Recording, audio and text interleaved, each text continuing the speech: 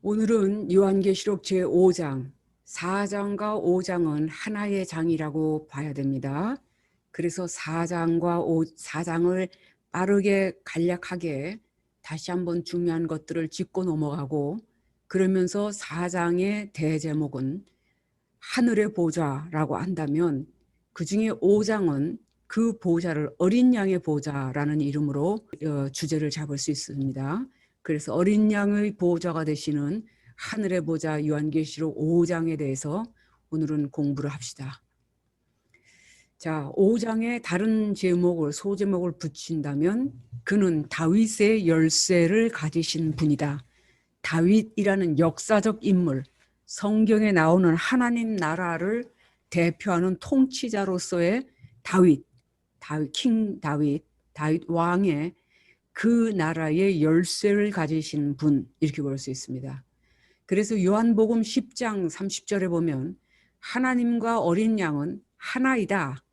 이것을 요한이 복음서에는, 똑같은 사도 요한이 복음서에는 나와 아버지는 하나이니라 라고 설명 그대로 써놨습니다.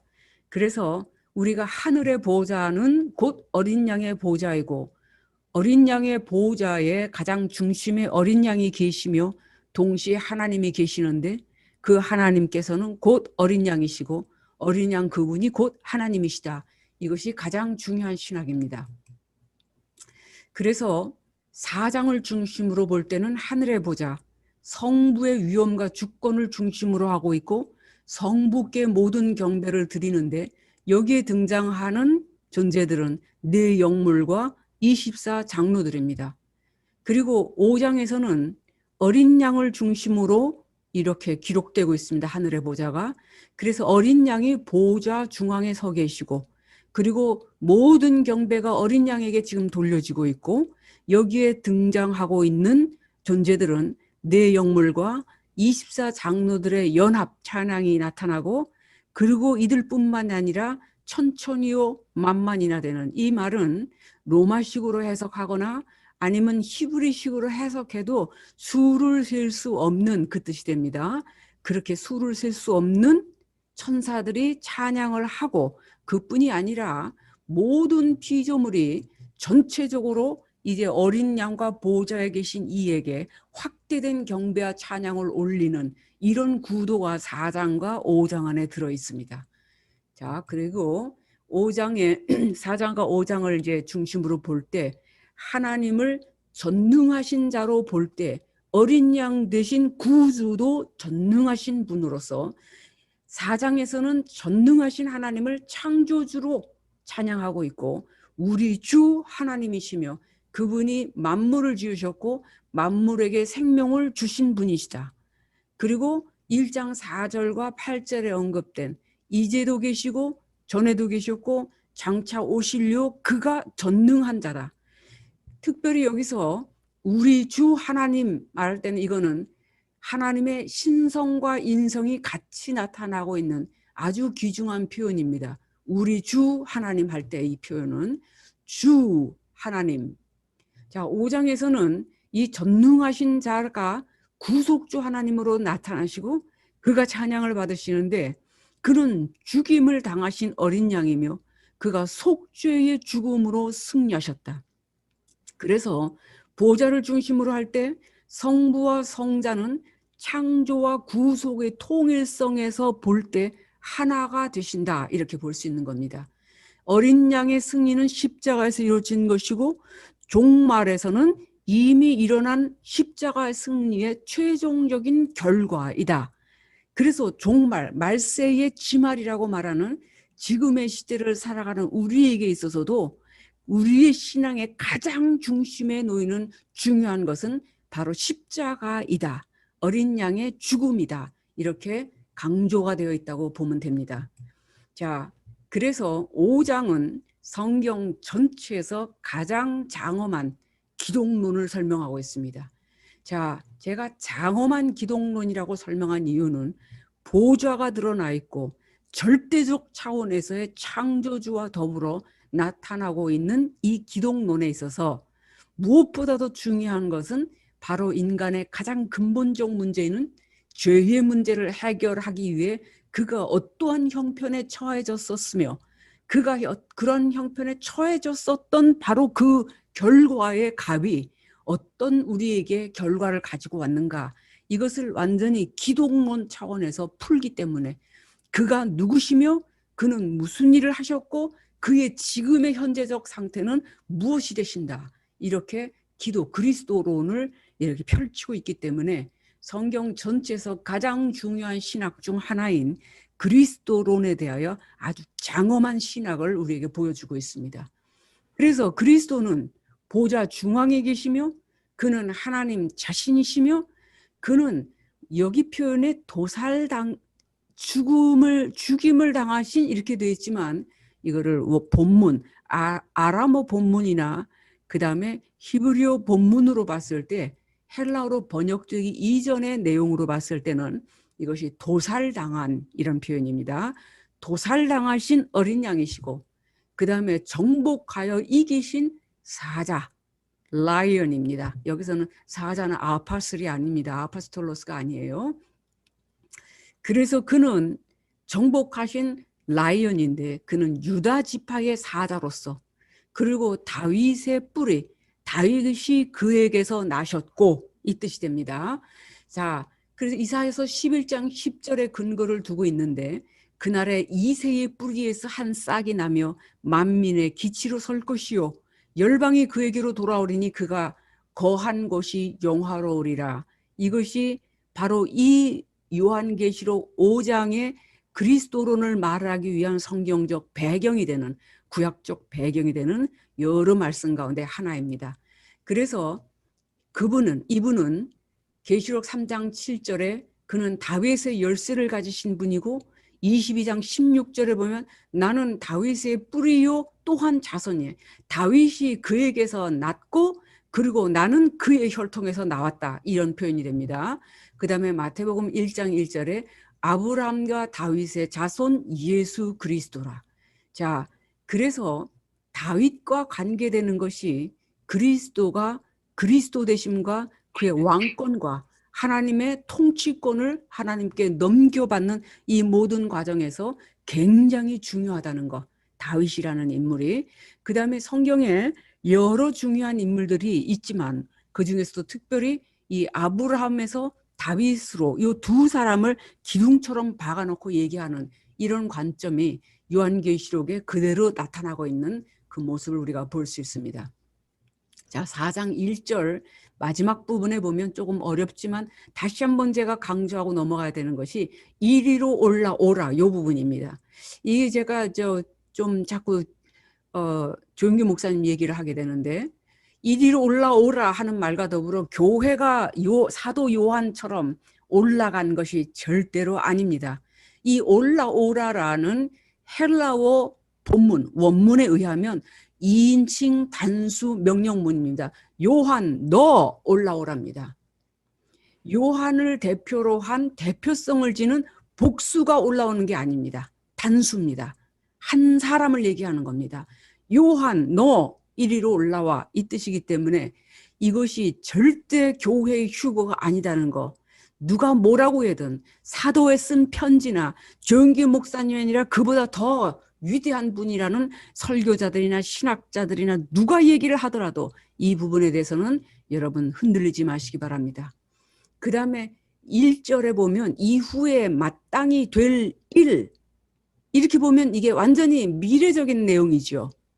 그런데 이 원문상 또 이게 아람어로 봤을 때 마땅히 될 일은 미래적 요소가 아니고 주어진 것, 이게 능동적으로 앞으로 될 일, 이게 아니라 그렇게 되도록 되어진 일, 즉 앞으로 세상에 일어나기로 작정된 환난과 재앙과 나라와 백성과 땅을 빼앗아 아버지께 바치시는 역사적 과정, 이것은 이미 주어진 일이라는 거죠. 이거는 빼도 박도 못하는 일이에요. 이거를 수동태로 기록하고 있다는 걸 강조합니다. 이게 이 요한계시록에 이번에 보면서 여러 군데서 발견한 것이 너무 많이 능동태로 돼 있어요. 그런데 능동태로 된 것으로 해석하면 해석의 내용이 많이 달라집니다. 능동태가 아니고 수동태, 이렇게 되어지는 것, 내가 어떻게 하는 것, 역사가 알아서 굴러가는 것, 이게 아니고 그렇게 결정되었기 때문에 그렇게 되도록 되어진 것 is granted. 이것이 굉장히 중요한 내용이라는 거, 이거를 생각하면서 우리 또 보십시다. 자, 다시 한번 다니엘서 7장과 계시록 4장, 5장 안에 있는 구조의 통일성을 쭉 빠르게 제가 짚고 넘어가겠습니다. 왜 다시 한번 이것을 강조하느냐 하면 이것은 에스겔서 1장과 2장, 스가랴서 이런 부분에 여러 군데 동시에 나타나기도 하지만 그것보다도 구조적인 면에서까지 예언의 내용까지 일치성을 보이며 그뿐만이 아니라 예언이 봉해진 것이 봉함을 떼는 이런 관계성까지 다 일치하는 것은 다니엘서 7장밖에 없습니다. 그래서 요한계시록 4장, 5장이 계시에 의해서 기록되었지만 이 계시를 기록하도록 계시를 주신 그리스도는 다니엘에게 나타나셔서 그가 천사들로 계시하실 때 동일한 분으로 동일한 의도를 가지고 동일한 복음의 가장 중대한 영광을 나타내기 위해서 하나님의 약속을 드러내기 위해서 같은 분이 같은 음성으로 같이 계시하신 천사들을 통하여 계시하신 거기 때문에 이것은 계시록을 단독으로 해석할 수 있는 것이 아니라는 가장 중요한 근거 중에 하나가 됩니다. 자, 4장 1절의 근거는 다니엘서 7장 9절인데 이건 2절과 6절, 7절을 참고로 할 수 있습니다. 내가 보니 이것이 일치합니다. 보았다는 것이죠. 두 번째, 계시록 4장 2절에서 보좌를 베풀었고 다니엘은 왕좌를 보았습니다. 그리고 앉으신 이가 있는데 다니엘도 옛적부터 항상 계시니 당연하죠. 이 보좌는 절대 차원이기 때문에 시공간의 개념이 없습니다. 이 보좌는 절대 차원이라는 것을 표현하는 다니엘식 구약적 조금 더 철학적인 표현이 옛적부터 항상 계시니 이것이 영원한 현재를 나타내는 하나님을 표현할 수 있고 하나님의 그 시간을 우리가 설명한다고 볼 수 있고 옛적부터 항상 계신 이에게는 시간과 공간적 개념이 없고 그가 앉아 계셨다라는 것은 우리의 이해를 돕는 하나님이 자신을 표현하고 나타내시는 방법이다. 이렇게 보시면 됩니다. 그 다음에 앉으신 이의 모양이 벽옥과 홍보석 같고 머리가 희고 머리털은 깨끗한 양의 털 같고 그 다음에 무지개가 있어 보좌에 들렀고 그 모양이 녹보석 같다 이렇게 돼 있는데 지난번에 제가 설명을 안 드린 것 같은데 여기서의 이 무지개는 우리가 생각하는 레인보우가 아닙니다. 이게 아람어 본문을 보면 아람어로 된 원문을 보면 이 무지개가 레인보우가 아니고 버우입니다. 활입니다. 활. 그래서 이 활이라는 의미가 있는 것이 우리가 무지개라는 의미를 부여해서 그래서 하나님의 보호자가 언약을 기초로 되어 있고 언약을 나타내시고 언약의 하나님이신 것을 막 이렇게 우리가 많은 설명을 듣게 되는데 그것도 무조건 아니라고는 할 수 없지만 이것을 활로 표현했을 때는 그 다음 요 5절 번개와 음성과 우레소리라고 하는 이게 상당히 두렵게 우리에게 다가오게 하는 그 어떤 것과 관련이 있다. 그래서 하나님의 보좌를 활로 표현하고 있는데 여기서는 다니엘서 7장 9절 마지막부터 10절에 보면 그의 보좌는 불꽃 박히는 타오르는 불이며 그 보좌에서 불이 강처럼 흘러나온다. 그 다음에 또 하나는 24 장로들에 대한 얘기가 나오고 내 생물에 대한 얘기가 나오죠. 다니엘서에는 그를 섬기는 자가 천천히요 만만이라고 하는 보좌에 둘러 있는 그 어떤 존재들에 대한 얘기가 나옵니다. 그 다음에 보좌에 앉으신 이의 오른손, 이제 이거부터는 5절에 들어가면서 우리가 공부할 것인데 안팎으로 썼고 여기서도 심판에 관하여 책이 있더라. 여기서는 책들. 그리고 그 5절에서 그 두루마기를 펴거나 또 펴거나 보거나 이렇게 했는데 이렇게 기록되어 있는데 여기서는 펴 놓여 있는 책에 대해서 피다, 펴다 혹은 책 두루마리에 대한 것이 같은 구조로 지금 나타나고 있고요. 유다 지파의 사자 다윗의 뿌리, 한 어린 양이 섰는데 일찍 죽임을 당했다. 7뿔과 7눈이 있는데 그것이 하나님의 7영이다. 그가 이 책을 취하셨다. 그가 누구냐 이거죠. 그것을 다니엘서에서는 7장 13절에 인자 같은 이가 있었다. 그가 옛적부터 항상 계신 이에게로 인도됐다. 그에게 권세와 영광과 나라를 주셨다. 그리고 모든 자들이 그를 섬기게 하셨다. 다시 말해서 나라를 영원히 다스릴 권세를 받기 위해 하나님의 보좌 앞으로 인도해 가는 하나님의 보좌 앞으로 가고 있는 한 신적 인물에 대한 내용이 같은 구조 외에 같은 선상에 나타나 있습니다. 각 족속과 백성과 방언, 나라, 또 이쪽에서도 모든 백성, 나라들, 다른 언어를 말하는 모든 자들이 이게 각 혹은 모든 이게 같은 내용을 말하고 있는 겁니다. 두루마리를 펴거나 보기에 합당한 자가 없어서 막 울었어요. 근데 여기 크게 울었다고 그랬는데 크게 운 게 아니고 많이 울었습니다. 다니엘은 너무 중심에 번민이 일어났어요.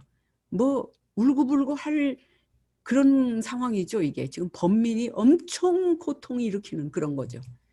그 다음에 자 장로 중에 한 사람이 이렇게 말했는데 다니엘에게는 그 곁에 모셔선 자들 중에 하나가 자기에게 말하고 그 일의 해석을 알려주었습니다. 자, 그 다음에 그들이 땅에서 바로 우리들이 땅에서 왕노릇 할 거라는 것을 얘기를 하는데 다니엘서에서 똑같이 성도들이 나라를 얻고 성도들이 나라를 얻었더라라는 같은 내용입니다. 그 다음에 또 마찬가지로 마지막으로 내가 또 들으니 하늘 위에와 땅 위에와 땅 아래 바다 위에 그 가운데 모든 피조물이 보좌에 앉으신 이와 어린 양에게 찬송과 존귀 영광 권능을 세세토록 돌려라. 그랬더니 이 찬송을 불렀더니 내 생물이 아멘, 내 영물이 아멘하고 장로들은 경배했는데 다니엘이 보니까 그의 나라는 세세토록 영원한 나라이며 모든 권세 있는 자들이 다 그를 섬기며 복종하더라. 이렇게 마무리가 됩니다. 자, 이제 1절부터 들어가겠습니다. 내가 봄에 보좌에 앉으신 이의 오른손에 두루마리가 있으니 안팎으로 썼고 7인으로 봉하였더라. 자, 오른손이라는 손은 원문에 원래 없는 단어입니다. 한국어로 해석하면서 번역하면서 집어넣은 단어입니다. 이 두루마기는 우리가 생각하는 책, 코드, 이게 이렇게 코덱스라고 말하죠. 스크롤, 둘둘 말린 스크롤이냐 책 모양처럼 이렇게 된 코덱스냐. 그렇게 볼 때 우리가 이 두루마리를 우리가 생각하는 양피지 같은 것이 아닌 매우 신비한 물질을 나타내는 원문상의 뜻이 있습니다. 그리고 안팎으로 썼고 뜻은 통하지만 안과 그리고 박 요거가 이게 조금 표현이 다르고 7인 이러면 완전히 봉했다는 것을 의미하는 것이고 봉하였더라라는 거는 7인을 썼고 요거 화살표가 조금 잘못됐는데 썼다는 게 이렇게 붓 같고 먹물로 이렇게 쓴 것이 아니고 written이 아닙니다. 새겨졌습니다. 두루마리가 있으니 안팎으로 새겨졌고 engraved 된 겁니다. 이게 원문상 번역을 제대로 좀 했어야 되는데 왜 이것이 이렇게 됐을까? 아마 이게 헬라어 번역 때부터 문제가 일어나지 않았는가, 저 생각은 그렇게 드는데, 왜 내가 지금 아람어에 대한 얘기를 여러분께 하냐면 아람어는 히브리어와 거의 유사합니다. 그리고 어떻게 보면 히브리어보다 아람어가 더 형님입니다, 역사적으로. 그래서 히브리어는 아람어의 한 부류 중에 하나로 지금 언어학자들은 그렇게 보기도 합니다. 그리고 예수님은 아람어를 쓰셨습니다. 그래서 우리 복음서에 나오는 예수님이 급하면 툭 튀어나오는 말, 우리 모국어가 툭 튀어나오죠. 급하면 어머, 어머, 엄마 이렇게 튀어나오듯이 예수님도 그러셨죠. 예수님이 가장 절박한 시점에서 저절로 튀어나온 말이 엘리 엘리 라바 사막다니, 그게 아람어입니다. 그리고 여자아이를 살릴 때 달리다 쿰, 이게 아람어입니다. 에바다, 귀가 열리려, 혀가 풀리라고 하실 때 그런 것들이 다 아람어입니다. 이런 거를 보면 예수님과 제자들은 분명히 아람어를 모국어 같이 쓰셨어요. 아람어와 히브리어를 모국어 같이 쓰셨고, 그 다음에 아람어, 구약 기록이 히브리어였기 때문에 히브리어를 문자적으로 충분히 이해함과 동시에 그 다음에 구어로 당시에 공용어로 쓴 아람어에 대해서 모국어 같이 쓰셨다는 것을 알 수가 있습니다. 그런 의미에서 볼 때 요한계시록 또한 맨 처음에는 아람어로 기록될 수 있었다라는 가능성을 배제할 수가 없습니다. 지금 우리는 요한계시록조차 처음부터 헬라어, 그리스어로 기록되었다고, 고대 그리스어로 기록되었다고 생각하지만 그렇지 않을 수도 있습니다. 왜냐하면 그것도 결국 여러 이론 가설 중에 하나이거든요. 왜냐하면 성경의 원본이 구약이나 신약이나 없기 때문에 발견된 사본이 어느 것이 가장 오래되었는가라는 것이 이제 핵심입니다. 그런데 우리가 지금 발견된 사본이 가장 오래된 것이 전부 그리스어, 헬라어로 기록된 거였는데 아람어 사본이 발견됐습니다.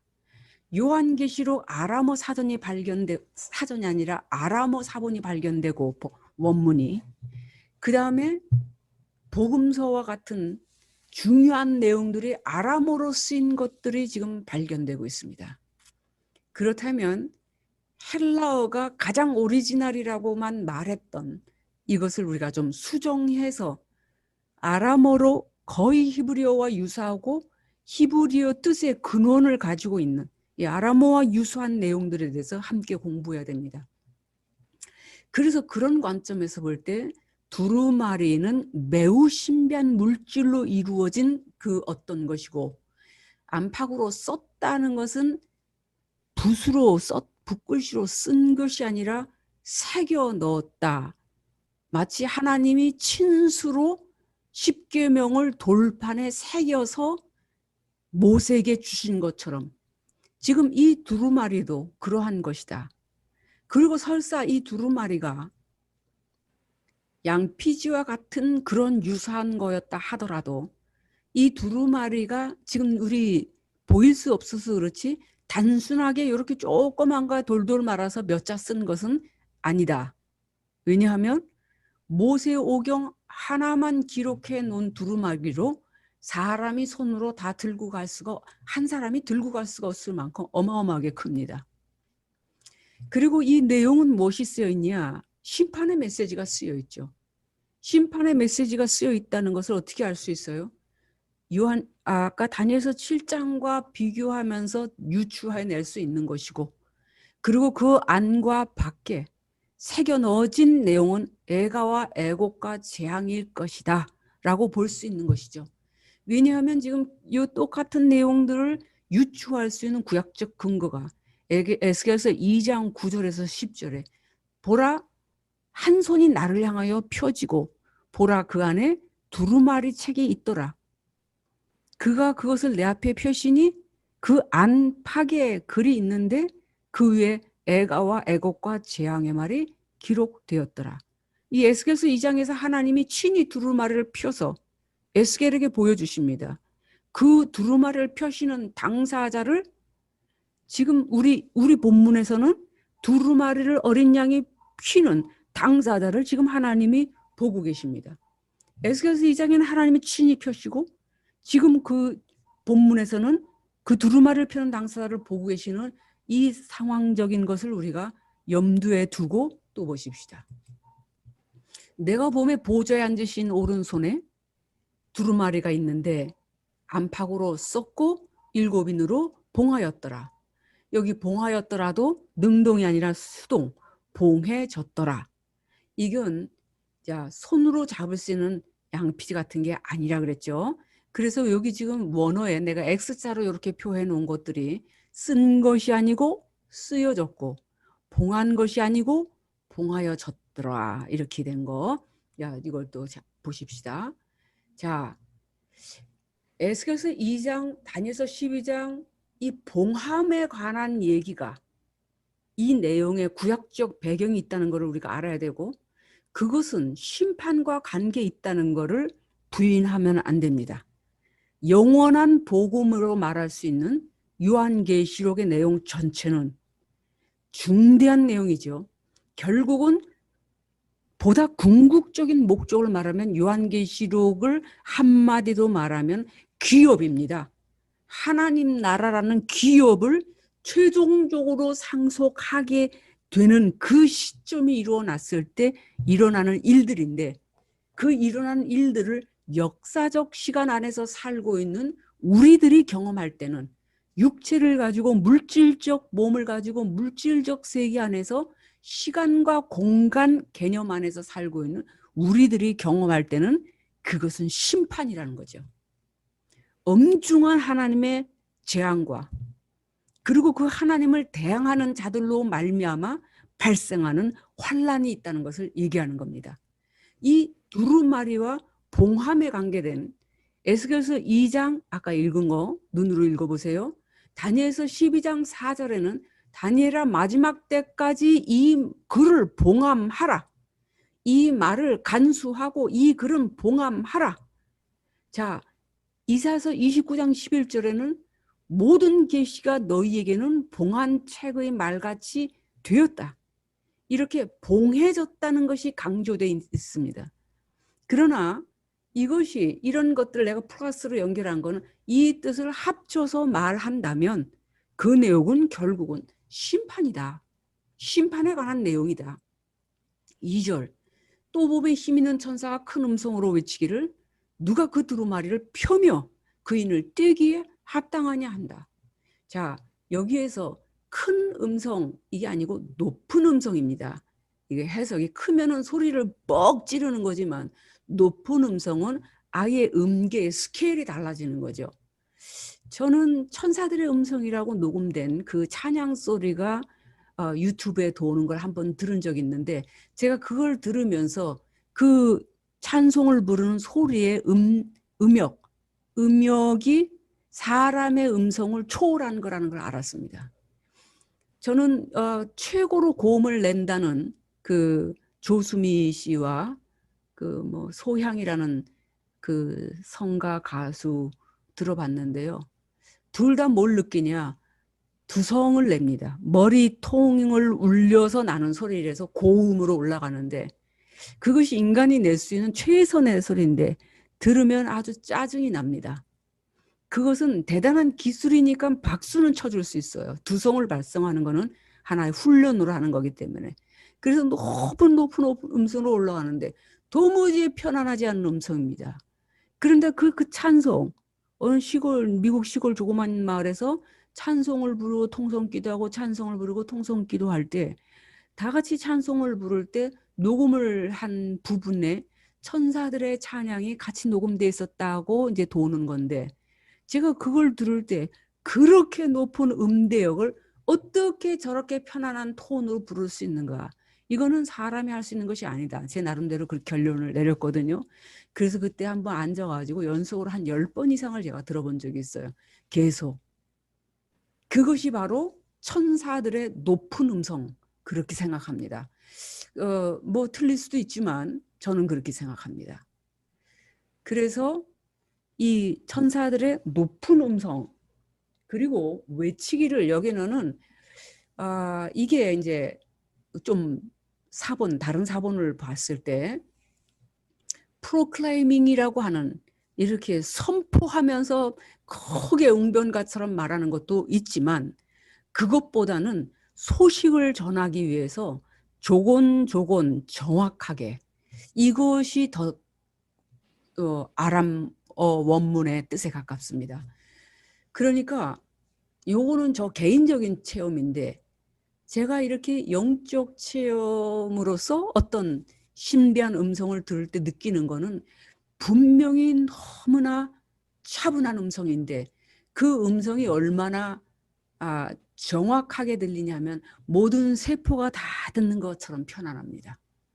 그리고 한 자도 토시도 빼지지 않고 다 들립니다. 그렇게밖에 표현할 수 없어요. 톤이 어떠냐? 톤은 그냥 중성입니다. 높낮이도 없습니다. 그거를 그 이상 저는 표현을 못 하겠어요. 크다, 적다 그런 표현도 할 수 있습니다. 정말 광대한 음성도 한 번은 들어본 적이 있어요. 그 음성을 많은 물소리 같다고 표현한 것이 저는 의미가 있습니다. 왜냐하면 그렇게밖에 표현 못합니다. 이 나이아가라 폴이나 이 브라질의 그런 이과수 폭포 같은 것들이 떨어지는 큰 것을 100배, 1000배 확대시켰을 때 그런 장엄함. 그렇게 장엄함이 느껴지지만 그러나 그것이 들리는 내용은 모든 세포 하나하나가 똑같이 듣는 것처럼 정확하게. 그렇게 표현할 때 큰 음성이라고 할 수 있고 외치기를 할 수가 있는데 여기서 지금 힘 있는 천사가라고 말하는 이 외치기는 to be herald, 듣게 하기 위해서 이 메시지를 전달하기 위해서 설교하듯이 조곤조곤 한마디도 한 토시도 빼지 않고 분명하게 말하는 그 뜻을 갖고 있습니다. 우리는 막 소리 뻑 지르는 거 이렇게 외치기를 번역하면 이제 그런 식으로 해석하기가 쉽죠. 그래서 그 두루마기를 펴며 여기서 펴다라는 것은 책을 이렇게 핀다 이렇게 번역할 수 있지만 실제로는 펴는 게 아니라 여는 겁니다. 아까도 신비한 물질이라고 그랬죠. 이게 열다 하는 것은 뭐 책도 open your book 그렇게 말할 수 있죠. 책을 열다. 그런 오픈이란 뜻이 있지만 우리말로 번역됐을 때는 펴다와 열다는 다른 뜻이 됩니다. 열다는 다른 물질에 대한 얘기가 포함되어 있는 거죠. 그래서 메프타흐라고 말하는 이 아람어로는 열다라는 뜻을 갖고 있다는 거. 떼기에 이건 또 이 스티커를 찍대는 느낌이 들지만 그런 것이 아니고 그 봉인된 혹은 지금 그 인을 앞에 그분의 도장을 인이 도장이니까 하나님의 도장을 이렇게 해석을 해야 정확한 해석입니다. 그 인을 이러면 안 됩니다. 그가 아니라 그분의입니다. 그분의 도장을 풀어내기에 누가 합당하냐 이렇게 되는 거죠. 그래서 두루마기를 봉인한다 그리고 펼친다라는 이런 계시적 언급은 다니엘서 7장 10절과 계시록 5장 2절 하반절에만 나옵니다. 성경 전체에서. 자, 여기서 이제 힘 있는 천사에 대한 거를 강조하기 위해서 다시 한번 봅니다. 또 보면 힘 있는 천사가 왜 그냥 천사라 그러죠? 모든 천사는 힘이 있습니다. 엄청난 능력과 권세가 있어서 천사 하나가 지옥 전체를 관장할 수 있습니다. 왜냐하면 천사 자체가 힘이 있는 것이 아니라 그 천사에게 위임된 하나님의 권세가 있기 때문에 그렇죠. 그러니까 사실 귀신 나부랑이나 마귀나 악령이 하나님이 없는 자에게는 엄청 무서운 존재들입니다. 그러나 성령이 우리 안에 계시는 구원받고 중생한 하나님의 자녀들에게 있어서는 지옥의 권세라는 것은 어떻게 보면 종이 호랑이와 가깝습니다. 그렇다고 쉽게 생각하면 안 됩니다. 내가 심령 안에서 하나님과 동행하지 않을 때는 내 자신의 정신적 세계가 인식하는 것보다 귀신들이 먼저 합니다. 영계는 상태만이 존재하기 때문에 상태의 변화가 있을 때 귀신 눈에 바로 보입니다. 귀신이 자기 세계가 열리는데 안 보이겠어요? 그러나 반면에 그 귀신들도, 악령들도 그 사람의 상태에 하나님의 나라가 임재해 있을 때 그를 보기 때문에 절대 접근 못합니다. 악한 자가 너희를 만지지도 못하느니라 라고 사도 요한이 요한1서 5장에 기록한 내용이 똑같은 내용입니다. 같은 내용입니다. 그런데 지금 사도 요한이 여기서 그냥 천사라고 말하지 않고 힘있다라고 말합니다. 이 힘있다라는 형용사가 붙은 안겔론이 천사인데 이스퀴론, 힘있는 천사가 계시록에 3번 등장합니다. 5장 2절, 10장 1절 2절, 18장 21절. 이게 각각 다른 천사인지 동일인지는 알 수 없습니다. 그러나 이 3번은 결정적인 핵심 사건을 소개할 때 힘있는 천사가 나타납니다. 5장 2절에 지금 이 심각한 두루마리의 인봉을 그분의 도장을 떼기에 합당한 자가 없기 때문에 지금 사도 요한, 주님의 가장 사랑하심을 받았던 그 제자 중 한 사람이었던 그 사람이 불려 올라와서 계시를 받는 이 시점에 하늘 위에나 땅 하늘에나 도무지 없으니까 너무너무 울고 있는 이 심각한 상황에 이 힘있는 천사가 등장해서 울지 마! 그리고 한마디 합니다. 그리고 이것이 등장하는 이 힘있는 천사가 등장하는 게 10장에 또 나타나는데 5장에 두루마리가 나타났다면 10장에는 작은 책이 나타납니다. 자, 이 힘있는 천사와 함께 나타나는 두루마리와 이 작은 책은 어떤 관계가 있어 보이죠. 그리고 이 두 가지의 내용 안에는 큰 성 바벨론의 멸망의 내용이 기록됐을 것으로 유추해 볼 수 있습니다. 자, 이것이 똑같이 다니엘서도 있어요. 다니엘서 4장 13절에 내가 침상에서 머릿속으로, 이게 뇌 속으로입니다. 이것이 받은 환상 가운데 또 본즉 한 순찰자, 한 거룩한 자인데 여기서 70인역이라고 하는 구약의 히브리어를 알렉산더 대왕의 명령에 의해서 그리스어로 번역한 가장 권위 있는 번역본 중에 하나인 70인역에 힘있는 요 단어를 13절 14절에서 둘 다 빼버렸습니다. 한 거룩한 자가 아니라 한 힘있는 거룩한 자가, 그가 소리질러가 아니라 그가 힘있게 소리질러 이처럼 이렇게 돼 있습니다. 자, 이 두 계시 안에서 다시 말해서 요한 사도나 지금 다니엘 선지자가 이 계시를 받는 시점 안에서 나타난 천사의 역할이 지금 같습니다. 동일 인물인지 아닌지는 모르지만 천사의 역할이 같은데 그 내용은 뭡니까? 하늘 회의에서 하나님의 아버지를 중심으로 이루어진 회의의 내용을 전달하고 있는 어떤 역할을 하고 있다는 거죠. 또 합당하냐, 악시어스라고 하는 헬라어입니다. 누가 합당하냐, 이 악시어스가 계시록에 6번 나오는데 그중에 5번이 4장 5장인 하늘의 보좌와 관련된 이 장면 안에 등장합니다.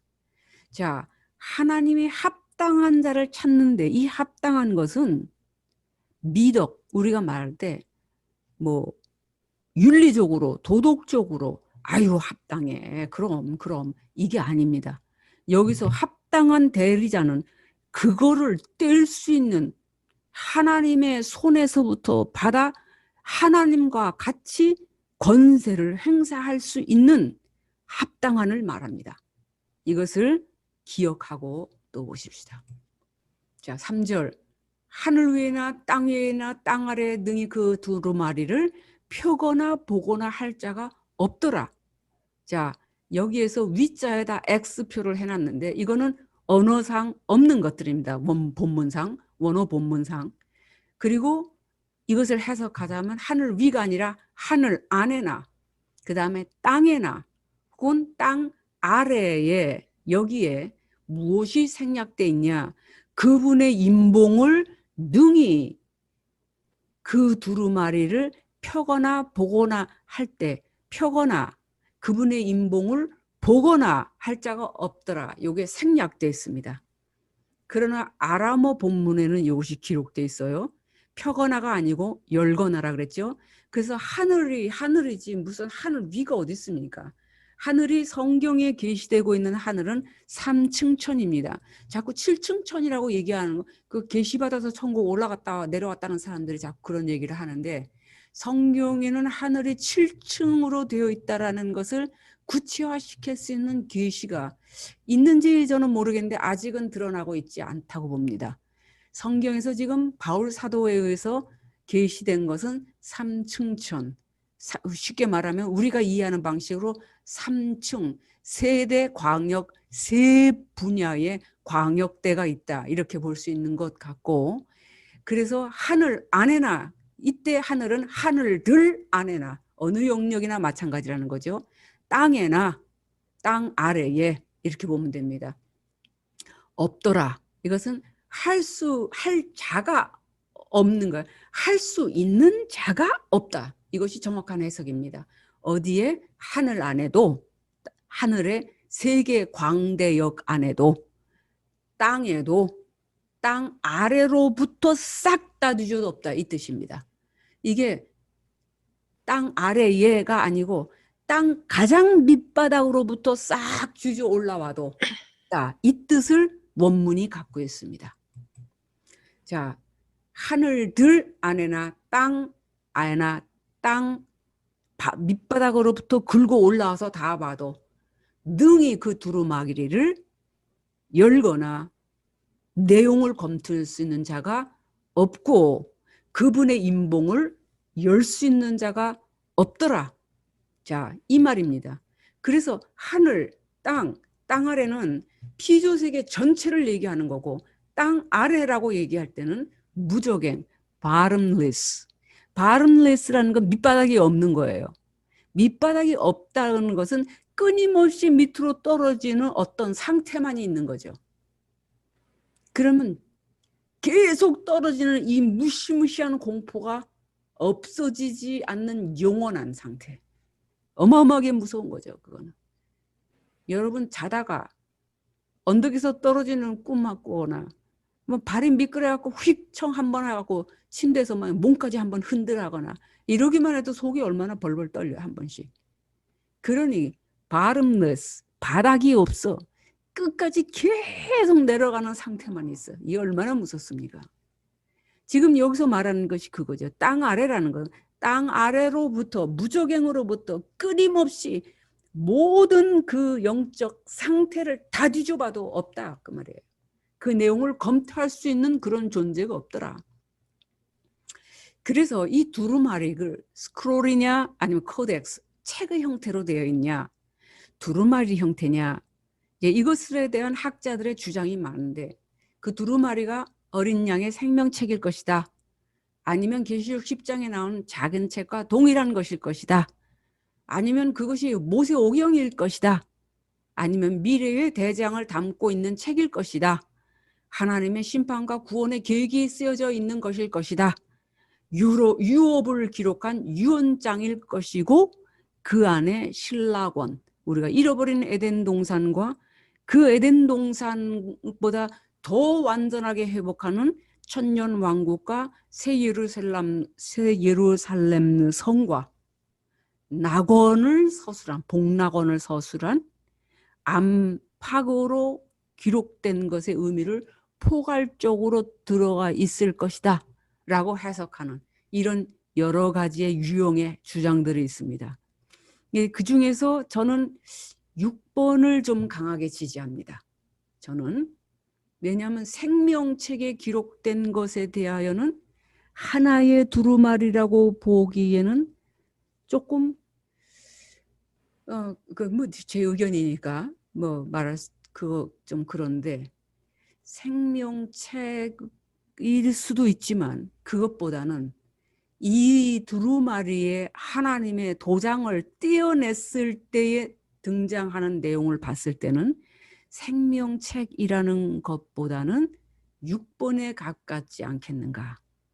그래서 이 두루마리라고 하는 요 귀중한 성경에 쓰여진 단어가 갖고 있는 이 어마어마한 뜻, 엄청난 내용이 포함되어 있는 이 광대함의 뜻을 이제 이런 식으로 저는 해석해 봅니다. 이게 구약의 하나님의 창조와 심판과 구원에 관한 것, 십자가부터 새 창조까지 모든 역사, 즉 태초부터 있었던 것과 종말, 지말까지 있을 것에 대한 모든 기록, 종말적 특성이 예정된 be granted to 이렇게 얘기했죠. 주어진 예정된 계획들. 4장 1절에 말하는 이후에 마지막 될 일 또는 종말적 특성에서 예정된 일이라는 것은 다니엘서가 말하는 마지막 때 이런 것이 전체가 포함되어 있는 유언장과 같은 법적 증서가 아니겠는가. 아무나 뗄 수 없다는 것은 법적 증서라는 것을 얘기할 수 있고 또 유언장이라고 말할 때는 그것을 유언한 자가 죽어야 드러날 수 있는 일이기 때문에 능히 하나님의 손에서 받아낼 수 있는 자는 하나님이셔야 하고 그리고 그 내용은 죽어야 열 수 있는 그렇다면 그 일을 하나님에게로부터 받아서 봉인을 해제할 수 있는 죽임을 당하신 어린 양이라고 한다면 그것은 이 6번으로 해석할 때에 가장 우리가 포괄적인 의미로 볼 수 있지 않겠나? 자, 그래서 이 두루마리의 광대함을 저는 이렇게 4가지로 요약해서 넣어봤습니다. 그래서 이 두루마기를 펴거나 보거나 하기에 합당한 자가 보여지지 않기로 이렇게 돼야 됩니다. 수동태입니다. 그래서 많이 울은 거예요. 크게 어이구 이게 아니죠. 곡소리가 아닙니다. 크게 울었다 그러면 이게 이제 우리는 곡소리처럼 막 표현하기 쉬운데 많이 울은 겁니다. 자, 장로 중 한 사람이 5절에 내게 말하되 울지 마. 유다 지파의 사자 다윗의 뿌리가 이겼어. 그 두루마리와 그 7인을 풀을 거야. 오픈할 거야. 이렇게 얘기를 합니다. 자, 장로 중 한 사람 앞에 요 정관사가 해석이 안 돼 있고 아예 빠졌습니다. 그 장로들 중에 한 사람이 내게 말하되 너는 울지 마. 이게 다 생략된 부분입니다. 이 교회를 지칭하는 것이 아니다 그 말이에요. 2인칭 단수. 너 요하나 울지 마. 그 다음에 지파라는 단어는 아예 없습니다. 여기 유다, 왜 유다 혹은 유대가 이미 지파를 나타내고 있는 거죠. 사자가 그 다음에 다윗의 뿌리에서도 아람어의 이 뿌리가 그 뿌리입니다. 그냥 너나 나나 막 다 뿌리가 되는 게 아니고 그 예언된 뿌리가 그 역사 안에서 실현된 뿌리가 이 뜻이 되죠. 이겼다. 예, 이겼다는 요 단어는 부정사로 되어 있지만 이거는 목적이 있는 겁니다. 우리가 그냥 문법적으로 설명할 때 부정사는 아닐 부자에다가 정함이 없는 문장이다 이런 뜻을 갖고 있죠. 뭐 이렇게 될 수도 있고 이렇게 설명할 수도 있고 이렇게 표현될 수도 있고 이런 건데 여기서는 그게 아니다는 거죠. 목적이나 결과를 분명히 지명하고 있는 부정 과거를 얘기하는 겁니다. 그래서 울지 마. 그 다음에 보라, 이두. 이 말이 계시록에 26번 나오는데 여기서도 정신 차리고 봐. 이두. 이렇게 또 얘기합니다. 자, 그 다음에 여기서 유다 지파의 사자, 그가 이겼다 이 뜻입니다. 여기서 유다 지파의 사자에서 그 지팡이가 생략됐습니다. 이 지팡이를 아람어를 샤브타라고 하는데 이거는 왕의 지휘봉 호를 얘기합니다. 그러면 요 지팡이란 말이 생략되지 않은 상태에서 유다의 그 지팡이에서 사자, 이렇다면은 창세기 49장 9절의 말씀이 되는 거예요. 유다는 사자 새끼로다. 이것을 설명할 수 있는 거죠. 자, 그 다음에 두루마리는 손으로 잡을 수 있는 책 뭉치가 아니라고 아까도 설명드렸죠. 두루마리를 펴기에 합당한, 그래서 이 펴기예라고 하는 것이, 이 두루마리를 편다는 것이 똑같이 목적과 결과를 표현하는 부정사에 해당된다는 것. 그 다음에 이긴, 이겼다라는 헬라어의 말은 이미 이긴 것을 말합니다. 이겼다라는 과거적 표현이죠. 이게 지금 떼기에 이것도 이미 과거 능동이라고 이렇게 표현되어 있죠. 이것은 이겼다라는 말도 이미 이겨버린 그거죠. 그래서 예수님은 7교회의 편지, 예수님의 메시지를 전달할 때 계속 이기라고 강조하신 겁니다. 왜? 유다의 사자요, 그 다윗의 뿌리였던 죽임을 당한, 살육된, 도살당한 어린 양이신 그가 이겼기 때문에 내가 이겼으니까 나의 몸된 너희도 이겨라라고 계속 강조하시는 겁니다. 그래서 이 이김이 주님이 이겼으니까 그 다음에 그 이김이 나의 이김이 되려면 그 이김을 믿는 믿음 안에서 내가 이기는 겁니다. 가만히 있는데 그냥 그의 은혜로 강권적으로 그냥 뭐 너 이긴 거야, 이긴 거야, 오케이? 신경 쓰지 마. 이게 아닙니다. 믿음은 그 자체로 상태이기 때문에 내가 정말 그 상태가 내 것이 되어 있는 그 믿음의 질 안에 있느냐, 이것을 자신을 스스로 살피라고 바울 사도도 얘기했습니다. 6절, 내가 또 보니 보좌와 네 생물과 장로들 사이에 한 어린 양이 섰는데, 자, 이 어린 양이 섰는데에서 요 한자에 제가 색깔을 좀 넣어놨습니다. 이 어린 양이 4장과 22장 사이에 27번 등장합니다. 일찍 죽임을 당한 것 같더라. 그에게 7뿔과 7눈이 있으니 이 눈으로 온 땅에 보내심을 받은 하나님의 7영이더라. 자, 이 헬라어 본문들은 우리 목사님들께서 참고로 보시면 되고요. 자, 이 6절을 이제 조금 상세히 보십시다. 여기에 내가 또 보니 보좌와 네 생물과 장로들 사이에, 그러면 그냥 적당한 곳 아무 곳에가 아닙니다. 이거는 한가운데의 안에, in the midst of 입니다. 한가운데 중에서도 안에. 그 다음에 한 어린 양이 쓴 것이 아니에요. 이거는 부정사입니다. 정해져 있지 않은, 한은 불특정 다수라는 뜻이죠. 여기서 아람어 본문에는 정확하게 그 어린 양이 서 있습니다. 우리말 번역에 한 어린 양이 서 있다 그러면 개나 소나 다 어린 양이라고 나와 서 있을 수 있다는 뜻이 되는 거죠.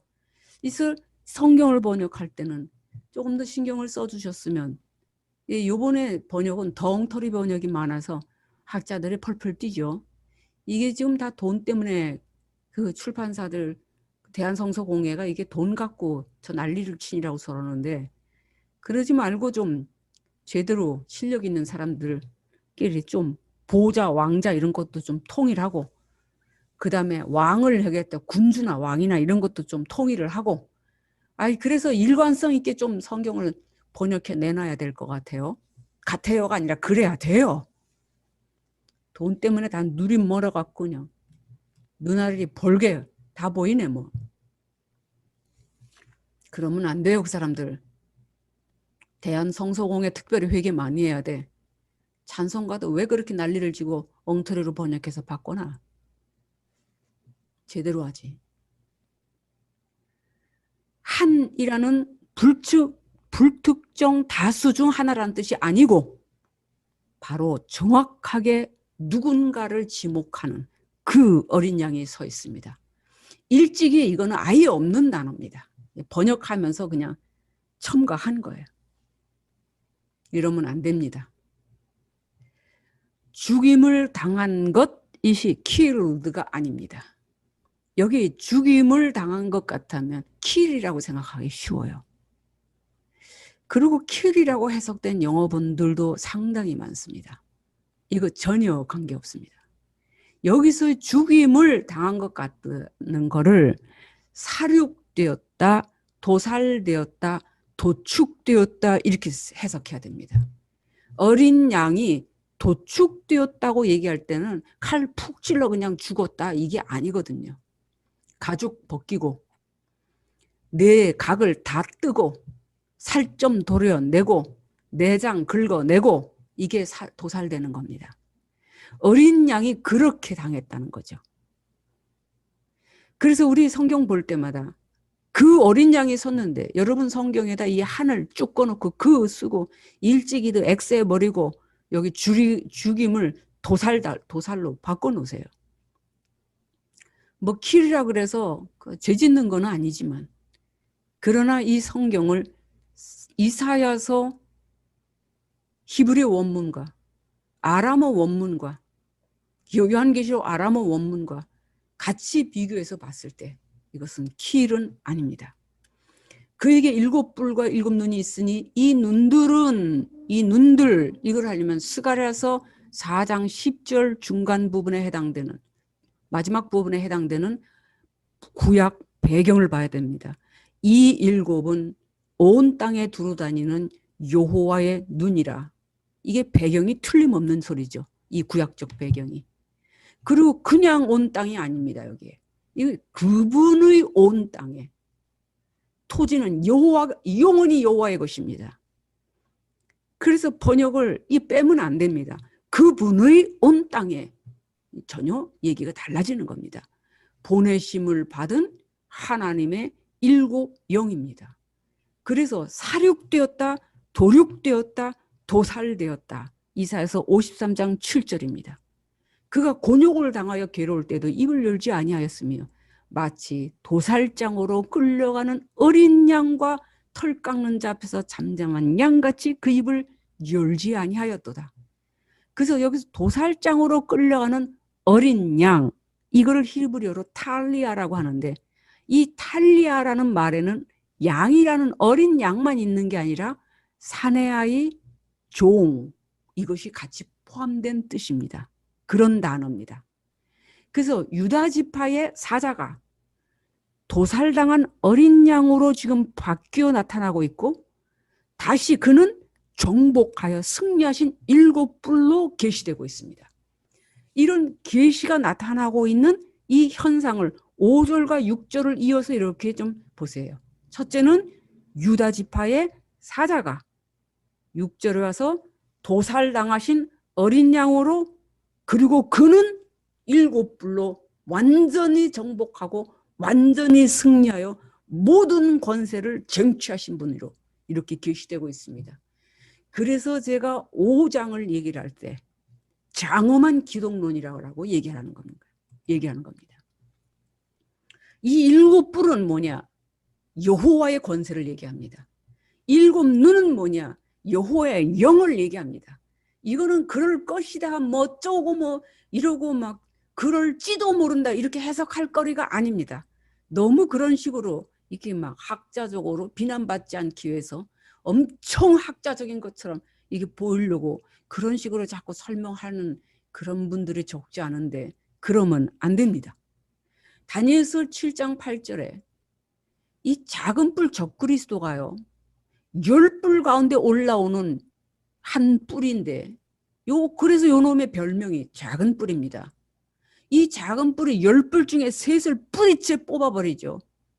그리고 지 대가리인데도 7뿔만 남겨버립니다. 왜 그런 짓을 했을까요? 그리스도를 흉내내니까. 이 적그리스도를 흉내내는 거가 아주 가장 중요한 거니까. 그래서 이 일곱 뿔에 대한 얘기할 때는 이 적그리스도 얘기를 안 할 수가 없어요. 그리고 일곱 뿔을 흉내내는 이 적그리스도 하는 짓을 우리가 의미 있게 또 이제 13장에 가면 해석을 해야 되겠죠.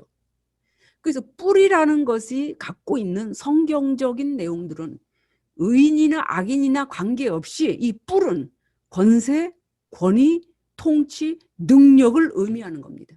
그래서 그리스도는 우리의 구원의 뿔이 되신 겁니다. 우리가 구원을 받고 인생의 가장 근본 문제인 죄의 문제를 해결함에 있어 그가 모든 권세와 능력을 갖고 계신다. 그래서 그리스도는 일곱 뿔입니다. 또한 일곱 눈은 여호와의 영입니다.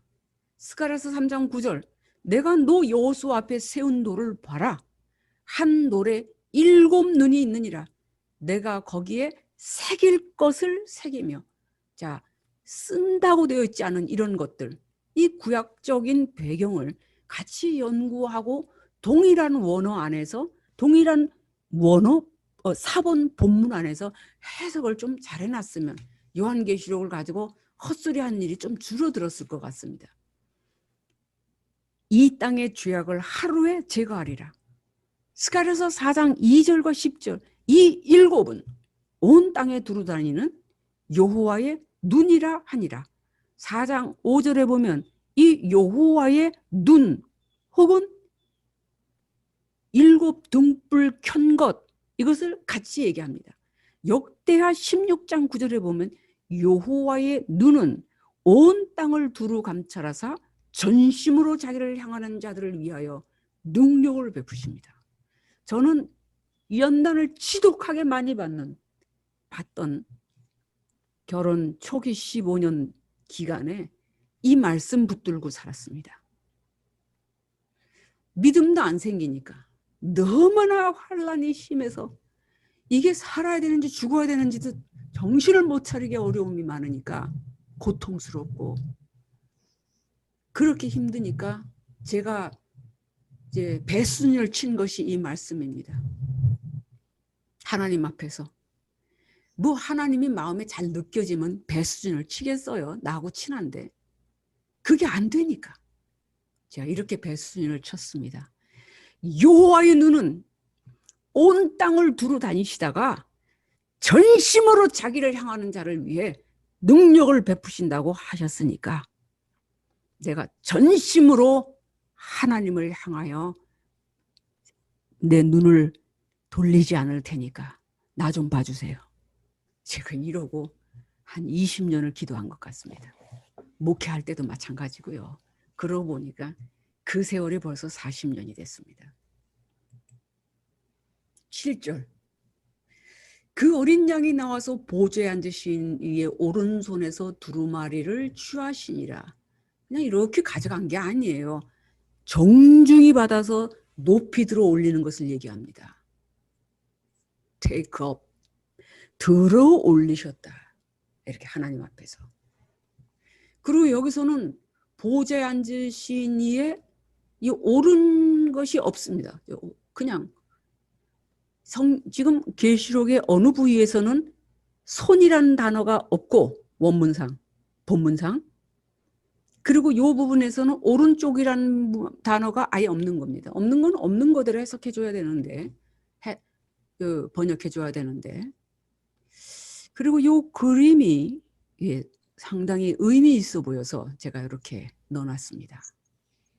어린 양이 보호자의 가운데 계시며 그 보호자는 하나님이 좌정에 계시고 그리고 보호자 주위에 보호자 안과 밖으로 네 생물이 있고 그 다음에 네 생물 그 보호자 주위로 24장로들이라고 하는 신적 존재에 가까운 존재들이 있고 그 다음에 천만 천사가 둘러져 있고 그 다음에 모든 피조물들이 있는 이런 상황. 참 예술가들의 이 가치를 이럴 때서 좀 보는 것 같아요. 8절 그 두루마리를 취하심에 네 생물과 24장로들이 그 어린 양 앞에 엎드려 각각 검은고와 향이 가득한 금대접을 가졌으니 이 향은 성도의 기도드리라. 자, 24 장로들은 남성 복수로 되어 있습니다. 여기 표시나죠. 이것을 가졌다, 금대접을 가지고 있는 이가 누구냐? 남성 복수들이에요. 제가 이거를 이렇게 설명한 이유가 있습니다. 다음 페이지에. 또한 뇌생모를 설명할 때는 이 왼쪽에 조악, 존, 생명에 관한 겁니다. 테사라, 조악 이렇게 되어 있습니다. 내 영물은 중성 복수로 되어 있습니다. 이것은 성이 다르죠. 지금 남성, 여성, 중성 중에 장로들은 남성으로 기록되어 있고 내 생물은 중성으로 기록되어 있습니다. 그렇다면 이제 요 다음 구조를 보는데 우리가 이것을 참고해야 됩니다. 자, 그 두루마기를 취하심에 아람어로 shackle, take up, 정중하게 두 손으로 받들어 들어 올리심에 이런 뜻이 됩니다. 네 생물과 장로들이 이 향이 가득한 금대접을 가졌는데 네 생물은 가지고 있지 않습니다. 왜? 자, 또 보십시다. 그 어린 양 앞에 엎드려 각각 하나하나가 검은고 수금을 말합니다. 향은 우리가 말하는 이렇게 올라가는 그런 어떤 센스를 얘기하는 게 아니죠. 그거는 향기름을 얘기합니다. 이거는 오일입니다. 그러면 장로들의 금대접에 담겨져 있는 거는 연기 풀풀 나는 향이 아니고 향이 올라오는 기름을 얘기합니다. 번역이 잘못된 겁니다. 그래서 이 향은 성도의 기도들인데 여기 성도 그러면 두루뭉실한 우리 모두 개나 소나 다 포함되는 것 같아요. 그렇지 않아요. 여기 이것을 정확하게 번역해야 됩니다. 거룩한 자들의 기도들이다. 이 향기름이 가득한 금대접을, 여기 가득한은 가득히 채워져 있는 수동적 의미죠. 가득히 채워져 있는 금대접을 가지고 있는데 이 향기름은 성도의 기도들이라. 이거 들으면 얼른 생각나는 게 예수님의 마태복음 25장의 10처녀의 비유 가운데 등은 가졌는데 기름이 없던 자들에 대한 요거 연관해서 얼른 폭 생각이 나죠. 이 거룩한 자들의 기도는 자기 소원 이뤄달라고 떼쓰고 아깍거리는 기도 제목 내놓고 우리가 우리 아들 하버드 들어가게 해주세요 주세요 막 이러고 하버드 들어갈 실력이 되는 애들은 수석하게 해주세요 수석 알았지 이거 기도 많이 한다는 이 금요철에 가면 허구한 날 듣는 얘기 아닙니까? 우리 기도원 하시던 권사님 각 그 사람들이 와서 기도 제목 내놓는 거 한번 생각해 보세요. 기복적 부르짖음을 하는 것은 기도가 아닙니다. 이 거룩한 자들의 기도를 천사들의 손에 향기름과 같이 받아서 하나님이 그 향을 흠양하시는, 그래서 하나님이 흠양하시고 땅에 가서 다시 쏟아 부을 때, 그 금대접을 다시 쏟아 부을 때 그 응답으로 이 땅에 혹은 개인의 삶, 성도들이 기도한 그 개인의 삶, 그 기도의 응답으로 적용되는 환경 안에는 하나님의 의가 나타납니다. 떼쓰고 마음의 우상, 내가 마음의 우상으로 세운 것을 그걸 소원을 성취해달라고 악을 쓰고 기도하는 것은 이 금대접에 올라가서 향기름이 되지 않습니다. 하나님의 의를 이루어달라고 기도를 해야죠.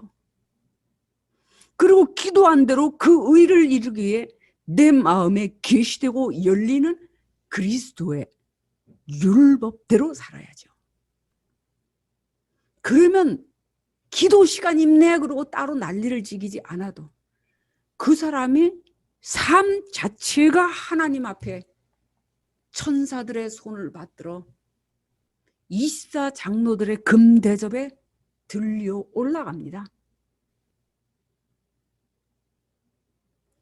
그리고 이 8절에 그 두루마기를 취하심에 여기서도 그분이 취하셨다라는 과거 동사형으로 되어 있습니다.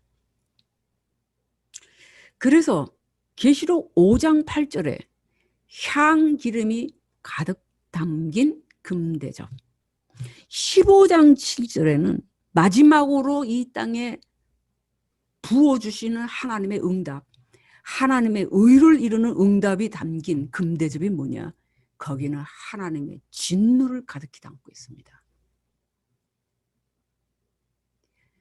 그래서 우리가 기도할 때에 우리의 그 기도가 예루살렘에 있는 우상 숭배와 그 안에 가득한 악, 자기의 소원을 이루어 달라고 예루살렘 성전 안에 신상을 세워놓고 자기의 마음 안에 신상을 세워놓고 그 신상 건드리기만 하면 죽이네 살리네 싸우고 하나님도 필요 없고 저런 거지 같은 목사하고는 상종을 안 해 그러고 우리 자식 잘되게 하는 얘기 안 하면 얼굴이 확 구겨지고 그 신상 건들기만 하면 너 죽고 나 죽자고 덤벼드는 그런 것과 관계없이 그런 거를 보며 마음이 슬퍼 애통하고 자기를 쳐서 주님 주님 거룩한 예루살렘 성전이 어떻게 저렇게 되었어요? 저 성전을 품에 안고 사는 예루살렘 성이 어째서 이렇게 더럽게 오물로 가득 찼습니까? 왜 이 교회가 이렇게 되었습니까? 왜 이 교회 강단이 그렇게 썩었으며 전달하는 메시지는 사람의 등을 긁고 귀를 간지럽게 시원하게 해주는 저 썩은 오물과 같은 것을 메시지라고 말하고 있는데 주님 주님 이것을 어떻게 하겠습니까? 성도들의 마음 안에 그리스도가 계신 것이 아니라 자기의 우상이 가득하고 그거 안 이루어지면 부끄러운 줄도 모르고 싸우고 당회 안에서 싸우고 담임 목사 흉보고 권사들은 사모님 스타킹 색깔까지 씹어가면서 뒷담화나 하고 앉았고 주님 주님 이 교회가 어째서 이렇게 되었습니까? 이 교회에 하나님의 의가 나타나는 금대접을 부어 주옵소서 이렇게 기도하라는 거예요. 이렇게 기도할 때 그 사람의 삶에 하나님의 의가 나타나고 하나님의 의가 나타나는 것을 하나님이 신원하신다 그러고 하나님이 그 사람을 신원하실 때 그것을 대적하는 자는 죽을 것이고 막으려고 하는 자는 망할 것입니다. 9절 그들이 새 노래를 불러 이르되 두루마를 가지고 인봉을 떼기에 합당하시도다. 자, 내 영물은 노래하지 않고 장로들만 새 노래를 부른다라고 요거 말하려고 제가 아까 그렇게 했는데 내 영물은 중성이었고 장로들은 성이 남성이었습니다. 그러면 새 노래를 부르는 그들은 누구냐? 요 그들은 남성입니다. 그렇다면 새 영물은 노래하지 않고 우리가 4장에서 봤을 때 뭘 합니까? 밤낮 쉬지 않고 뭘 해요? 거룩하다 거룩하다 거룩하다. 이 거룩하다 거룩하다 거룩하다를 이것을 사실 내 영물이 하나님께 찬송을 누린다 이런 것보다는 아람어 원문을 봤을 때는 조용히 있지 않고 그 뜻이 됩니다. 노래를 부른다, 경배를 올린다 이런 뜻보다는 내 영물이 조용히 있지 않고 계속해서 거룩하다, 거룩하다, 거룩하다. 이거를 계속한다는 거야. 조용히 있지 않고. 그런 뜻을 갖고 있습니다. 그리고 여기서 그들이, 이 그들은, 새 노래를 부르는 그들은 남성성으로, 남성인데 이 남성들을 표현한 헬라어 원문의 장로들이 남성이고 내 영물, 내 생물은 중성으로 나타난 것을 봤을 때 새 노래를 부르는 자들은 내 영물은 아니었고 장로들이다. 이렇게 볼 수 있고, 이 24 장로들이 역대상 25장 6절에서 31절에 있는 레위 지파 찬양 24 반열의 모형을 배경으로 하고 24 장로들에 대한 계시가 드러난 것이다 라고 볼 수 있다. 그 말을 하려고 제가 이렇게 쓴 겁니다. 자, 구절을 좀 더 상세히 보십시다. 새 노래는 뉴송이 아닙니다. 우리는 자꾸 뉴송, 뉴송 처치도 있죠. 그런 것보다는 새로운 영광을 드린다라는 뜻이 더 강합니다. 이 새로운이라는 거는 단순히 그냥 우리가 개념 안에 있는 뉴라기보다는 아주 질이 다른, 차원이 다른 그런 의미에서 새, 영광을 하나님께 드린다. 그것을 여기서 새 노래를 불러 이렇게 표현되어 있습니다. 일찍이라는 단어는 아예 없는 거라고 아까도 말씀했죠. 번역하면서 첨가한 거고. 이르되 두루마리를 가지시고 인봉을 떼기에 합당하시다. 도살을 당하시고 각 족속과 방언과 백성과 나라 가운데서 사람들을, 이것도 틀린 해석은 아니지만 좀 더 정확하게 말하면 우리들을 이렇게 하는 것이 옳다고 봅니다. 피로 사서, 여기서는 피 안에서 이렇게 번역될 수도 있습니다. 하나님께까지입니다. 들이시고는 그냥 번역하면서 첨가된 언어입니다. 성경 자체로 봤을 때는 그렇게 되어 있습니다. 자, 4장 8절에서 11절에 나타난 하나님께 드리는 온전한 경배와 영광과 찬송이 지금 5장 9절에서는 보좌 가운데 계시는 어린 양에게 들려지고 있습니다. 이것을 보면 보좌에 계신 앉으신 하나님과 보좌 가운데 계신 어린 양은 한 분 하나님입니다. 똑같은 경배와 영광과 찬송을 받고 계십니다. 그래서 각 족속, 방언, 백성, 나라를 다니엘서 7장 14절 하반절에 근거를 두고 있죠. 모든 백성, 나라들, 다른 언어를 말하는 모든 자들, 이 배경을 우리가 보면서 이것을 해석해 나가야 됩니다. 그래서 이 노래에, 새 노래에 세 부분이 나옵니다. 첫째, 어린 양이 합당하시다. 그것을 동일하게 하나님 아버지께 드린 것과 같이 찬송합니다. 두 번째, 어린 양이 구원 사역에 대한 설명을 합니다. 도륙을 당하셨다. 도살을 당하셨다. 그래서 그 피로, 그 피 안에서 우리를 피값을 주고 그리고 우리의 속전을 지불하고 이거죠. 그래서 어린 양을 따르는 자들에게 임하는 결과가 값주고 산 사람들의 몸값, 속전으로 자신을 지불했다. 그래서 우리가 새 피조물이 되었다. 그래서 우리로 하나님 앞에서 나라가 되게 하셨다. 그러므로 우리가 하나님 앞에서 찬양이며 그분의 성도, 백성이 되었다. 피로 값주고 사서 우리가 분리되고 우리가 그분에게 속한 자들이 되었다라고 하는 새 출애굽에 대한 얘기입니다. 구약적 출애굽도 피값을 어린 양으로 유월절 제사를 드리고 그 피를 바름으로 그 피의 권능 안에서 출애굽할 수 있었던 것처럼 여기서는 도륙당하시고 살육되고 도살당하신 바로 그 어린 양의 피 안에서 우리가 새 출애굽이 이루어진 것이다. 이렇게 봐야 됩니다. 그 봉인을 떼시기에 합당하다. 다니엘서에서 봉인된 예언이 성취되는 때가 되었다는 거죠.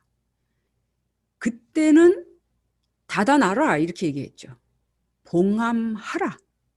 그러나 지금은 열대가 되었다는 걸 밝히는 겁니다. 다니엘서가 기록될 때로부터 약 600년 흘러간 거죠. 그래서 다니엘서 12장 4절에는 마지막까지 이 책을 간수하고 봉함하라. 언제까지? 마지막 때까지 이렇게 기록되어 있습니다. 그래서 계시록 5장 9절에는 그 두루마리를 가지고 봉인을 떼기에 이게 복수로 되어 있습니다. 이 두루마기들을 이제 인봉들을 떼기에 열기에 열대가 됐다는 거죠. 그러면서 이 전체적 계시를 마무리하는 말씀에 22장 10절에 이 두루마리의 예언의 말씀을 인봉하지 말라. 떼었죠 아까. 이제 6장 7장에 걸쳐서 이게 막 완전히 다 떼지죠. 완전히 다 열리고 나니까 이 열린 말씀을 인봉하지 말라고 말합니다. 왜?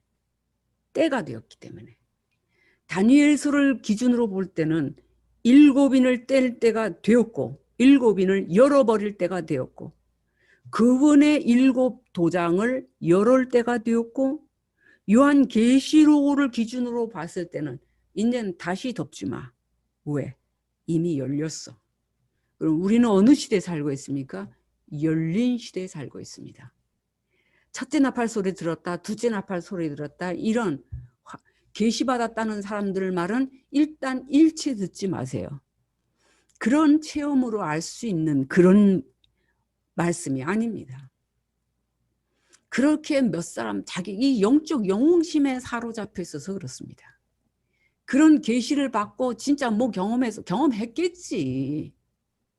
경험한 걸 부정한 건 아닙니다. 뭐 귀신도 경험하는데 무당도 보고 듣는데 그걸 부정하는 건 아닌데 남이 모르는 거 나만 별나게 아는 것처럼 그러고 싶은 그 마음, 심리, 가장 밑바닥에 영적 허영심이 있을 때 그런 덫에 걸립니다.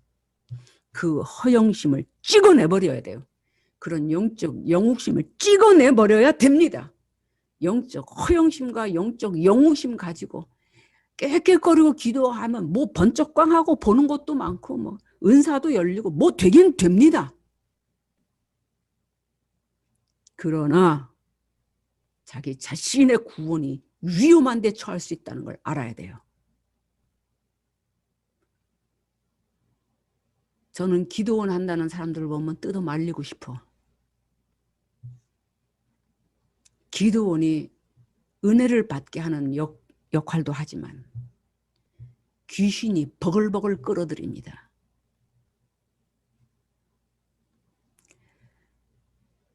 자, 지금은 어느 때냐? 인봉된 말씀이 열려져 있습니다. 그 안에 기록된 내용들이 언제 어떻게 성취되는 것은 이제 하나님께만 속한 일입니다. 여러분 귀에 나팔 소리 들리고 지금 나팔 몇 번까지 불었죠? 이러고 저한테 카톡 메시지 목사님 그렇죠? 이러고 오는 메시지들이 여러 번 있습니다. 다 목사님들이 보내는 겁니다. 자, 이 시간을 빌어서 다시 말하지만 인간 중에 그 누구도 그렇게 알 수 없다. 그렇게 알도록 하시지 않는다. 왜냐하면 이 말씀은 인봉이 열린 때에 이미 우리는 들어와 있습니다. 그래서 이 인봉에 관한 말씀을 하면서 이 계시된 이 인봉을 열고 하나님의 도장의 씨를 열어서 두루마리의 내용을 드러낼 수 있는 분을 언급하는 계시록 5장 이 장엄한 기독론이라고 하는 신학이 성립될 수 있는 이 어마어마한 장 안에 이상하게 어린 양의 죽음은 강조되어 있는데 부활에 대한 언급이 없다. 요거를 제가 말하고 싶습니다. 그렇다 그래서 부활을 소홀해도 되냐? 아닙니다. 절대로 그렇게 될 수 없습니다. 그러나 이 장엄한 4장과 5절의 하늘의 보좌에 관한 엄청난 계시를 기록한 곳에 단 한 곳도 부활이 암시된 어떤 단어가 나타나지 않는다는 것은 우리가 또 묵상하면서 해결해 가야 될 부분입니다. 그래서 5장 3절 5절에서는 임봉된 책을 펼 수 없다. 왜냐하면 합당한 자가 없기 때문이야. 5절은 임봉된 책이 이제 넘겨졌어. 펼쳐지도록. 왜? 어린 양이 합당한 자로서 이겼기 때문이야. 그럼 5장 9절에는 어린 양이 임봉된 책을 열기 위해서 그가 들어올렸어요. 취하셨어요. 왜냐하면 그가 합당하기 때문이야. 그리고 그는 도살되셨고 하나님 사람들을 피로 속전을 지불하고 사셨고 그 거룩한 자들로 그 아버지 하나님을 위하여 나라와 제사장, 즉 제사장들의 나라를 만드셨기 때문이야. 이렇게만 돼 있습니다. 어린 양으로 계시하셨다. 사도행전 7장에 나오는 우리 스데반이 보라 그리스도께서 보좌에 서신 것을 보노라 라고 한 그런 엄청난 계시가 여기 나타날 수도 있는데 그렇게 안 하고 이 도살되신 어린 양에 대한 죽임과 강조된 이것만 이렇게 강조되고 있다는 것이 상당히 묵직한 우리가 묵상 많이 해야 될 부분인데 이제 또 우리 계속 묵상합시다. 10절 그들로 우리 하나님 앞에서 나라와 제사장들을 삼으셨다가 아니고 만드셨으니 라고 해석해야 됩니다. 그들이 땅에서 왕 노릇 아니고 이 노릇은 우리는 왕 노릇 그러면 통치를 생각하잖아요. 다스림과 통치. 그런데 원어를 가지고 해석해 볼 때 왕 노릇이라고 하는 다스림과 통치를 얘기하는 것보다는 권면에 가깝습니다. 그들이 땅에서 카운실, 하나님의 카운실을 할 것이다. 하나님의 마음, 성령으로부터 주어진 아버지의 마음을 가지고 아버지의 나라의 질서와 아버지의 나라의 법으로서 이렇게 권면을 해주는 것. 의견을 제시해주고 힘을 북돋아주는 것. 이런 의미가 여기에 더 강하게 들어가 있습니다. 나라와 제사장들은 원어에서 볼 때는 나라와 제사장들이라고도 할 수도 있지만 제사장들의 나라 이렇게 해석해도 됩니다. 그래서 출애굽기 19장 5절 6절에 너희는 모든 민족 중에서 내 소유가 되겠고 너희가 내게 대하여 제사장 나라가 되며 그 다음에 계시록 우리 1장 6절에 나라와 제사장으로 삼으셨고 20장 6절에는 하나님과 그리스도의 제사장이 되었어요. 그러니까 하나님과 그리스도의 제사장 된 우리가 그의 나라야.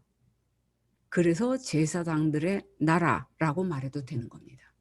어떻게 보면 해석을 그렇게 하는 것이 좀 더 가깝습니다. 깊은 내용입니다. 그래서 9절과 10절에는 이제 새 노래의 내용이 들어가 있다. 이렇게 보시면 돼요. 아까 새 노래의 내용을 세 가지로 설명했었죠.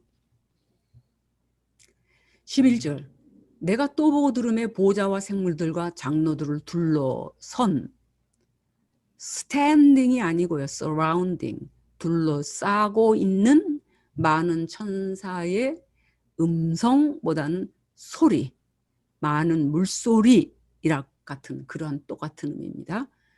음성보다는 소리, 그 수가 만만이요 천천인데 헤아릴 수 없는 수다.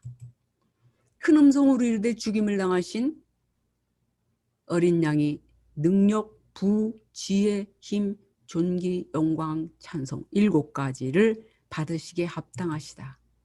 그래서 도살을 당하신 어린 양이, 도륙당하신 어린 양이 능력, 부, 지혜, 힘, 요 4가지는 그리스도의 속성을 찬송하는 겁니다. 그에게 완전한 능력, 전능하심, 그에게 모든 부, 만물을 그가 다 갖고 계시고 모든 지혜 그가 창조하셨고 모든 힘, 만물을 지탱하고 계시는 그리스도의 속성을 찬송하고 있고 존귀, 영광, 찬송은 그 결과로서 합당한 경배 3가지를 이렇게 올린다. 그래서 존귀를 명예로 해석해도 되고요. 영광은 아까 찬송과 관련이 있었죠. 그래서 찬송하더라 새 노래로 하나님께 찬송한 것이 아니라 새 영광을 하나님께 돌린 거다. 그렇게 제가 설명 한번 했죠. 그 다음에 여기서 찬송은 그 축복을이라고 바꾸어 해석해도 됩니다. 그래서 여기 7개로 나타나고 있는 7가지의 경배의 이 항목은 성부와 성자의 통일성, 그가 한 분이시다라는 것을 강조하는 겁니다. 7장 12절에는 계시록의 이 속성들에 대한 것을 이 경배 항목들이 3번 크게 언급되는데 7장 12절에 하나님께, 5장 12절에 어린 양께, 5장 13절에 하나님과 어린 양 모두에게 이 찬송을 돌립니다. 이 찬송을 곧 축복을 돌립니다. 그래서 영어로 보면 Blessed be the name on high. 높은 곳에 계시는 그 이름을 축복하라 이런 말이 있습니다. Blessed, blessed. 하나님을 축복하라. 이것이 하나님을 찬송하라와 거의 동일하게 쓰여지는 것입니다. 내가 축복하면 그 축복이 누구에게로 돌아옵니까? 이게 심고 거두는 법칙이다. 아주 단순하게. 그래서 우리가 그리스도를 축복하고 그리스도를 찬송한다는 것은 그를 축복하는 것과 같은 겁니다. 13절 내가 또 들으니 하늘에와 땅에와 땅 아래와 바다 안에와 또 그것들 가운데 모든 피조물이 가로되 보좌에 앉으신 이와 어린 양에게 축복과 명예와 찬송과 통치, 찬송과 존귀와 영광과 능력을 세세토록 돌릴지어다 이렇게 할 수 있습니다. 14절 마지막입니다. 내 생물이 이르되 아멘. 그랬더니 장로들은 엎드려 경배, 예배하더라. 그래서 9절, 10절은 새 노래에 대한 내용이었다면 13절, 14절은 우주적인 경배를 말씀하는 거죠. 그래서 그리스도는 이게 장엄한 기독론이라고 그랬죠. 그리스도는 하나님과 보좌에 함께 앉으시고 모든 속성과 찬송을 공유하시며 그리스도의 구속자 되시는 인성과 천군 천사와 모든 피조물의 경배와 예배를 받으시기에 합당하신 신성이 함께 강조되고 있습니다. 요한계시록 5장은 장엄한 기독론입니다. 구원론의 최종적인 신학입니다. 그리스도는 자신의 피로 속전을 지불하고 우리를 죄와 사망의 권세에서 해방하여 하나님의 소유가 되게 하신 것.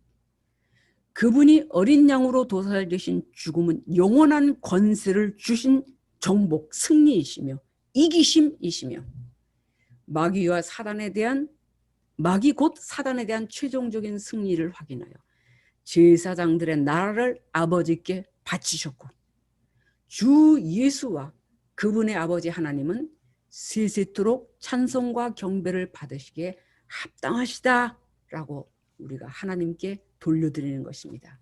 아멘, 아멘.